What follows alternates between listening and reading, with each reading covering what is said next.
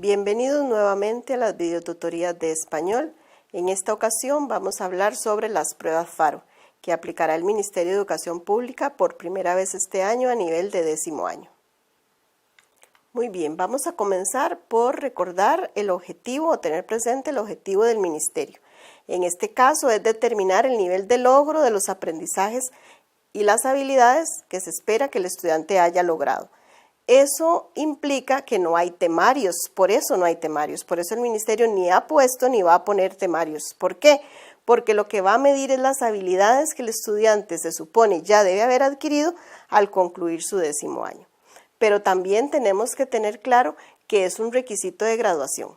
A pesar de que el Ministerio dice que son pruebas diagnósticas, esta prueba tiene un valor del 40% para sacar la nota de 5º año. Cuando lleguen a 5º año y terminen de concluir su ciclo, pues se les va a sumar a esas notas que van a representar el 60%, el 40% de esta prueba FARO. Entonces sí tiene validez y sí es requisito de graduación, es decir, tienen que presentarla, no es opcional. Muy bien, si decimos entonces que el Ministerio nos va a evaluar habilidades, hay que tener claro qué se entiende por habilidades, de acuerdo a la fundamentación pedagógica que se está manejando.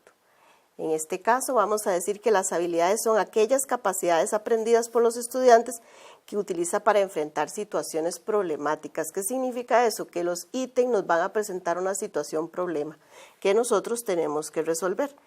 Eso trasciende la memoria, trasciende la simple transmisión de conocimientos para buscar o promover una formación mucho más integral. Muy bien, ¿qué tipo de ítem vamos a enfrentar en las pruebas FARO? Las pruebas FARO van a tener 60 ítems y van a tener una duración de 3 horas. En el caso de ciencias y matemática, los ítems van a ser de selección y de respuesta cerrada, es decir, los estudiantes van a tener en determinado momento que escribir una respuesta. Pero en español, que es lo que nos trae ahorita, toda la prueba va a tener únicamente ítem de selección única. Bien, recordemos los ítems de selección. Recordemos que son reactivos precisos con una respuesta específica, dentro de un reducido margen de posibilidades. En este caso, los estudiantes eligen una única opción de un conjunto de opciones. Parten de un enunciado, donde vamos a tener varias opciones y solamente una respuesta es correcta. El resto van a ser distractores. Estos ítems van a partir de un texto, de una gráfica, de una tabla, de una imagen, de una figura, no solamente de textos. Recordemos que nosotros no solo leemos textos, también leemos imágenes gráficas. Recordemos que las pruebas FARO están midiendo habilidades y en el programa de español se desarrollan 3 habilidades: la expresión oral, la expresión escrita y la comprensión de lectura. Pero este año en particular, el programa que se está manejando a nivel de 10º año todavía es el programa viejo que incluye gramática.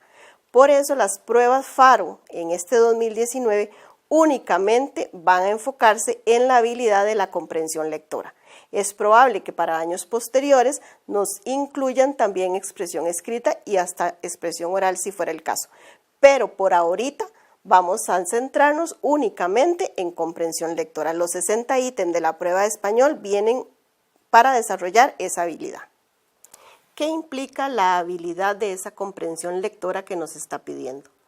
Bueno, implica descifrar un lenguaje figurado. Tenemos que determinar para qué está esa metáfora ahí, qué significa esa metáfora, qué significa ese símil, para qué está esa reiteración. Emitimos juicios a partir de experiencias también. Relacionamos textos a partir de la reinterpretación, es decir, yo voy a leer el texto y voy a reinterpretarlo. ¿Qué me quiere decir ese texto a mí? Voy a inferir cosas. Traducimos expresiones a palabras propias, vamos a traer a un lenguaje más coloquial lo que nos está diciendo. Vamos a reconocer y a organizar ideas, vamos a caracterizar géneros, vamos a saber cuándo es una poesía, cuándo es un cuento, cuándo es una novela. Y vamos a inferir también relaciones de causa y efecto.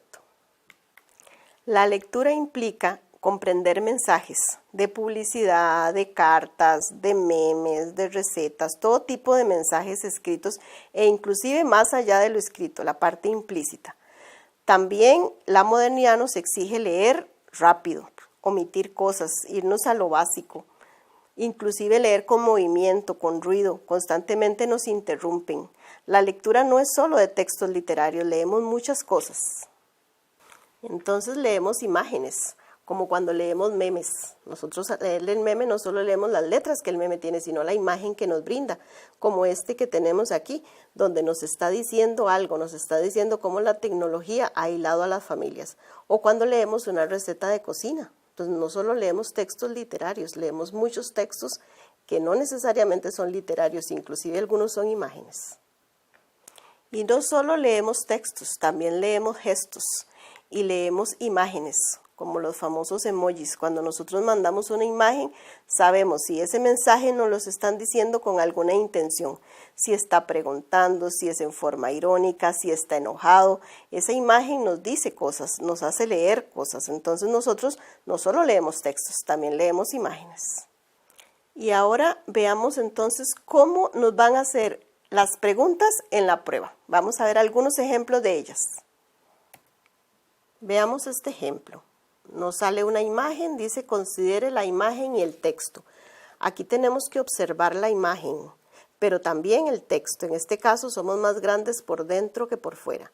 Veamos cómo sale el árbol y cómo sale esa raíz que es mucho más inclusive extensa que ese árbol mismo. Entonces vienen las preguntas. De acuerdo con la imagen anterior y el texto que lo acompaña, se interpreta que el amanecer implica una reflexión para valorar la belleza de la vida, que lo superficial genera una percepción aparente, que la vida es una metáfora llena de luz y verdad, o que en el interior la naturaleza es muy simple. Entonces nosotros observamos la imagen y vemos que en el interior la naturaleza no es precisamente simple. Veamos esa raíz.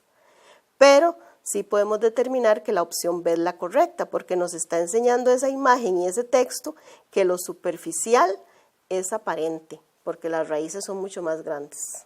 Entonces la opción B que dice que lo superficial genera una percepción aparente es la correcta. Aquí tenemos un ejemplo de ítem de lógica. Considere las siguientes premisas y aparecen varias premisas. Los koi son peces muy populares procedentes de Asia. Existen 13 variedades de especies de koi y en la finca de Don Luis hay un estanque con cientos de peces koi. Y a partir de las premisas nosotros determinamos si la conclusión es válida o es inválida. En este caso nos están pidiendo que la conclusión es válida. Recordemos que en lógica es válida la conclusión si ésta se desprende de las premisas. Entonces veamos las conclusiones que nos dan. ¿Que el koi es el animal más popular procedente de Asia? No. Dice que es muy popular en la primera premisa, pero no dice que sea el más popular.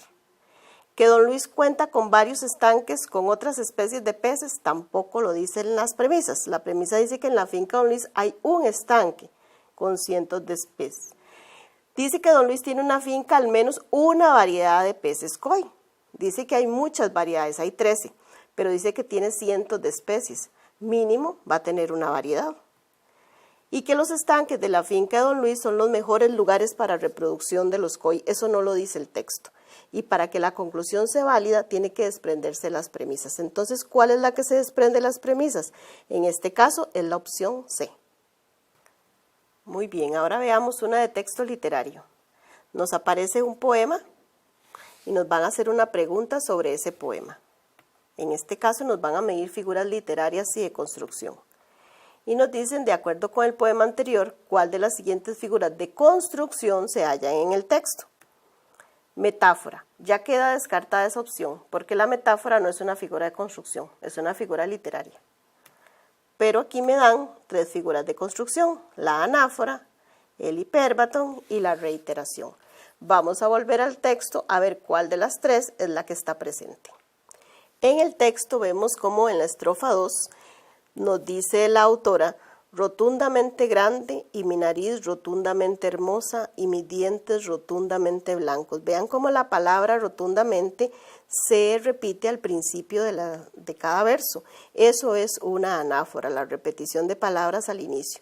Lo vemos en la última estrofa, porque me acepto rotundamente libre, rotundamente negra, rotundamente hermosa. Entonces veamos las opciones que nos habían dado. Si vemos las opciones que nos da de figuras de construcción, nos brinda la anáfora que dice se repiten palabras como rotundamente para dar mayor énfasis. Lo vimos cuando leímos el texto, cómo rotundamente estaba al inicio de los versos. El hipérbaton, donde dice que altera el orden lógico, y la reiteración dice repetición rítmica al escribir, y nos da un ejemplo, cuando miro mi rostro en el espejo. Pero aquí lo que se repite es un sonido y eso se llama aliteración. La reiteración es cuando repetimos la palabra en el mismo renglón, en el mismo verso, y la anáfora es cuando la repetimos al principio. ¿Dónde estaba rotundamente? Al principio de los versos. Por eso la opción correcta es la anáfora. Aquí necesito tener claros los conceptos de cada una de las figuras de construcción e inferir a partir de ahí la respuesta, de ahí la comprensión lectora.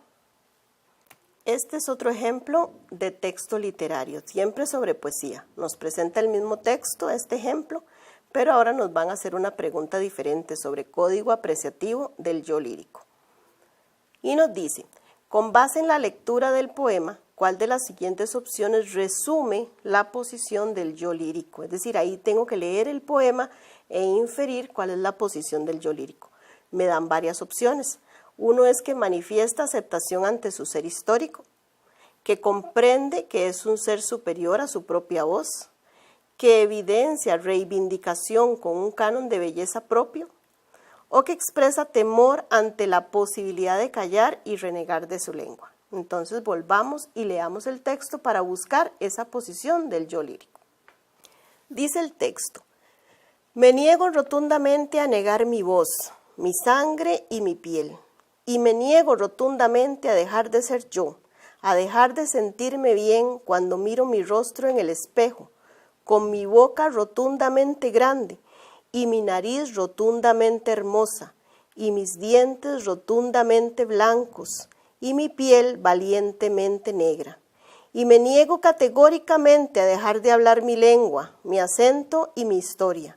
Y me niego absolutamente a ser parte de los que callan, de los que temen, de los que lloran, porque me acepto rotundamente libre, rotundamente negra, rotundamente hermosa. Entonces veamos las opciones que nos presentaba en este caso en la prueba. Dice que manifiesta aceptación ante su ser histórico, podría ser esa, vamos a ver otras opciones. Comprende que es un ser superior a su propia voz, evidencia una reivindicación con un canon de belleza propio o expresa temor ante la posibilidad de callar y renegar de su lengua. Definitivamente en el poema no hay temor, hay más fuerza, ¿verdad? Ella se entiende a sí misma y en este caso lo que la autora está diciendo, la que ese yo lírico nos quiere expresar, es una reivindicación de un canon de belleza que nosotros no tenemos, diciendo mi raza también es hermosa. Yo soy hermosa, se está aceptando a sí misma y está reivindicando, por eso la opción C es la correcta. Pero no solo nos van a venir textos literarios, también vamos a encontrar textos no literarios, donde nos van a presentar una situación y a partir de ahí nos van a pedir que nosotros veamos qué es lo que nos quiere decir el autor a través de ese texto. Esos textos generalmente son más largos y llevan mucho más tiempo. Se recomienda leer las opciones y luego leer el texto para que cuando yo lea el texto sepa qué estoy buscando. Sin embargo, si yo necesito retomar el texto y hacer una segunda y hasta una tercera lectura, va a ser necesario. Veamos un ejemplo de ítem de lectura donde nos piden la causa y el efecto, una relación de causa y efecto. Para eso nos presentan un texto. Vamos a leer el texto. A principios de 1992, un veterinario público de Benín visitó una aldea cercana a la ciudad de Paracó con algunas buenas ideas para ayudar a la comunidad a mejorar su producción pecuaria. Ovejas y cabras, muchas de ellas enfermas y escuálidas, vagaban por las tierras baldías. El veterinario aconsejó a los aldeanos que plantaran cultivos forrajeros de crecimiento rápido, que construyeran cercas para encerrar al ganado y que vacunaran a los animales. Sin embargo, los aldeanos rechazaron de plano sus consejos. No confiaban en el funcionario ni en sus ideas innovadoras. El veterinario, que no era una persona que renunciase fácilmente a sus proyectos, se las arregló para que tanto él como la aldea fuesen incluidos en un nuevo proyecto de comunicación. Poco tiempo después, recibió capacitación para utilizar mejor las técnicas y medios de comunicación social, y al poco tiempo en la aldea se discutían animadamente sus propuestas. Hoy en día las ovejas y cabras que se ven en esta aldea tienen un aspecto lustroso y saludable. Casi todos los hogares cuentan con un cercado para los animales y cultivan forraje para alimentarlos. Las ovejas se venden a un precio 3 veces más alto que antes.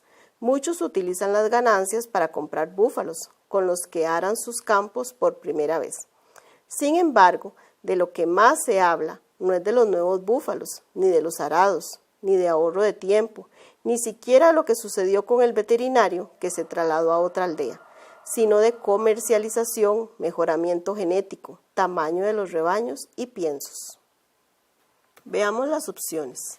¿Cuál relación de causa y efecto se manifiesta en el texto anterior? Que las ovejas tienen mejor apariencia porque la localidad necesitaba venderlas a mayor precio. No, eso fue una consecuencia que surgió a raíz de los arreglos que ellos hicieron. Que los búfalos llegaron al pueblo producto de un mejoramiento genético realizado por el veterinario. Tampoco. Llegaron por las ganancias adquiridas al haber vendido mejor su ganado. Que los hogares no estaban cercados, puesto que el veterinario no lo había aconsejado con anterioridad. O que el trabajo de la comunicación entre los aldeanos y el veterinario trajo como resultado una mejora en los rebaños. La opción D es la correcta. Muy bien, con esto damos por concluida esta videotutoría. Espero que les haya aclarado un poco esos nublados que tienen y les dé un poco de tranquilidad para enfrentar la prueba. En los próximos meses estaremos subiendo al blog del CONED, específicamente al de español, material de apoyo para todos ustedes.